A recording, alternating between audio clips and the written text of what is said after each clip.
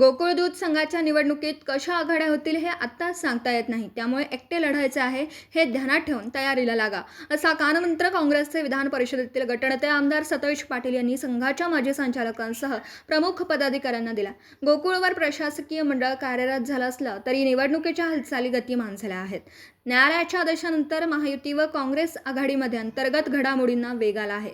त्या पार्श्वभूमीवर सोमवारी आमदार सतेज पाटील यांच्या नेतृत्वाखाली एका शिष्टमंडळाने अवसायनाचे मध्यंतरी आदेश काढलेल्या 1108 दूध संस्थांनी सुनावणी लवकर घ्या यासाठी सहाय्यक निबंधक कोल्हापूर यांची भेट घेतली. तत्पूर्वी त्यांच्या कार्यालयात माजी संचालकांसह प्रमुख पदाधिकाऱ्यांची महत्त्वपूर्ण बैठक घेतली. यामध्ये बिनविरोधसह आघाडीबाबत काही तडजोड झाली तर चर्चा करूच, आपणाला एकटे लढायचं आहे लक्षात ठेवून तयारीला लागा, संस्था प्रतिनिधींच्या गाठीभेटी सुरू करा, अशा सूचना त्यांनी दिल्या.